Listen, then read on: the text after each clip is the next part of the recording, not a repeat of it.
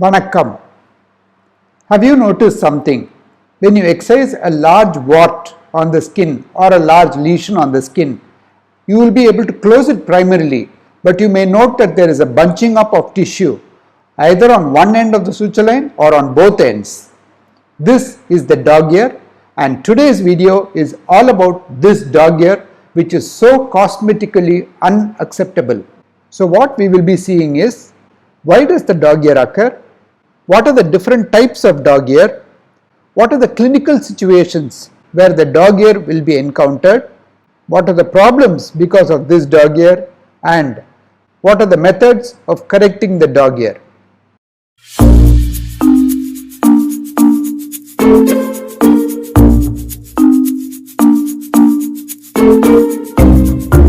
The first question we need to answer is, why does a dog ear occur?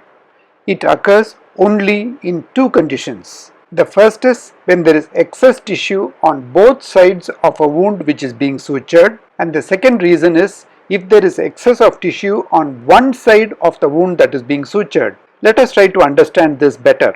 If you make an incision and suture it again, there is no excess of tissue on either side and you will not get a dog ear. On the other hand, just imagine there is a small lesion like this on the skin and you make an elliptical excision of this lesion and suture it. When you suture it, you will find that there is a bunching up of tissue on either end of the suture line or on one end of the suture line, and this occurs mainly because of excess tissue. How does that occur? When you excise it, the length of the excision is actually, let us say, and in an example, only 4 centimeters, but you will find that the two edges of this wound are obviously longer. For example, 4.5 centimeters each. So this means there is an excess of tissue on both sides for this 4 centimeter length of defect. So what happens when we suture this is that the excess tissue bunches up either on one end or on both ends as dog ears. Sometimes we will not have an excess of tissue on both sides, but a relative excess of tissue on one side alone, and we shall see an example. Supposing there is a lesion like this, we would excise it in this fashion. If the length of this defect is around 4 centimeters, as we have seen in the previous example, one side would be 4.5 centimeters and another side approximately 5.5 centimeters. So there is a relative excess of tissue on one side. So when we start suturing such a wound, we will find that the excess of tissue bunches up on one side of the end of the wound and not at the ends, as we had seen in the previous example. And this type of dog ear would look like this when viewed from the lateral side. You would have noted that in the two examples we have seen, we saw two types of dog ear, the standing cone deformity and the reclining cone deformity. When we suture a wound with excess on both sides, we get dog ear on either ends of the wound in the form of a cone which appears to be standing. Hence it is called the standing cone deformity. We shall now see what determines the size of this dog ear. Let us consider the example of a lesion like this.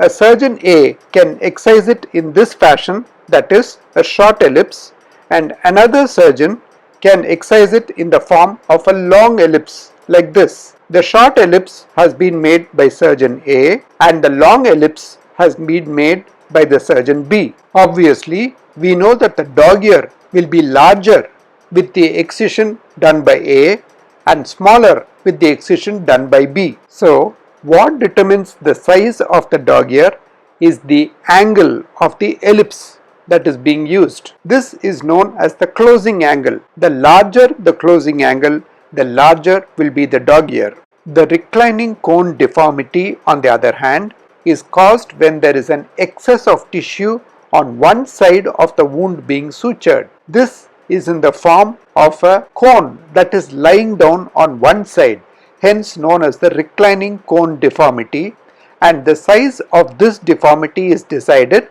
by the amount of excess that is present on one side. The dog ears, so called because of the resemblance to the ears of this dog, are encountered commonly in surgery in situations like excision of skin lesions and primary closure. Here, if the dog ear is very small, it will barely be visible, but if the lesion has been large and the closing angle has been big, that is, a short scar has been achieved, then the dog ear may be larger. The other situation where we can get a dog ear is in abdominoplasty wound closure, where the cosmetic deformity is very noticeable. It can also occur when we move flaps into defects or after mammoplasty procedures. The problems of the dog ear are mainly cosmetic because of the unsightly bunching up of tissue on one end of the scar, and secondly, if the dog ear is close to anatomical landmarks, there may be a distortion of the landmarks. So obviously, such a dog ear must be corrected. It is important to note that it must be done immediately on the table as it is recognized. It can also be done at a later stage if immediate correction can compromise the vascularity of tissues. There are situations when a patient presents with a dog ear from a previous surgery. In those situations also, the dog ear correction needs to be done. First, we shall see the correction of the standing cone deformity. When there is a standing cone, the first step to be done is to lift up the apex of this cone with a skin hook. Then a marking is made on one side of this triangulated cone flush with the surface of the skin, and this layer of the cone alone is divided at the marked line. After this incision is made, the skin will appear like this, with the flap of tissue being elevated.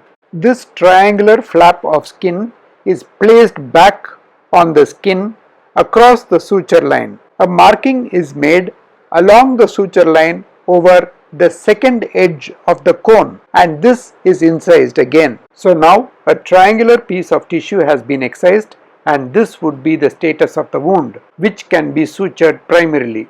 The correction of the reclining cone deformity is only slightly different.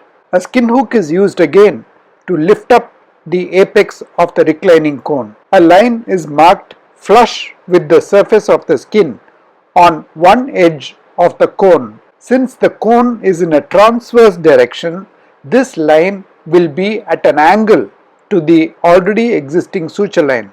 Once the marking is made, it is incised along that layer of the cone alone. After this incision is made, the cone becomes a triangular flap of skin like this. This triangular flap of skin is now laid flat on the surface of the skin across the cut edge. Now a line is marked on the triangular flap of skin over the area where the cut has been made. This will result in excising a triangular piece of skin. This extension, which is at an angle, is now sutured flush with the surface, and there is no dog ear now. There is another technique of dog ear correction which can be used when we want to restrict the length of the scar. Here we artificially create dog ears and excise them so that the length of the scar can be reduced. Just consider this example of an incision that I would like to close. I do not want such a long scar, and I want to restrict my scar up to the point that is shown. So what I can do is close the suture line up to the point that I want, and now I bring the distalmost point of the excised edge and suture it to this point, thus creating two reclining cone deformities, which can then be corrected by the technique already shown. So my suture line will come at an angle on both sides to this original excision, but my scar will be much shorter than what would have been if I had closed it primarily. This is how it appears. You can make out the cone that is standing. All you need to do is pick up the summit of the cone with a skin hook, mark the excess on one side, make an incision on one side alone so that you can raise a triangular flap, pull the flap gently to one side and make an incision on the line of the original incision, and suture it now so that what was like this now becomes sutured like this. Look at this example of an electrical burn defect on the scalp of a child, the wound after the debridement, and the marking of the flap. You will note that one side of the flap is much shorter and the other side is longer. So when it is transposed, you find a big reclining cone deformity. Any attempt to correct this deformity primarily may result in compromise of the vascularity of the flap. I hope you enjoyed the video. I enjoyed making it. Please click on the shown links to see more about different types of flaps, the stepladder abdominal flap, the volar advancement flap on the fingers, and others. And do not forget to subscribe to keep connected with the latest in learning hand surgery.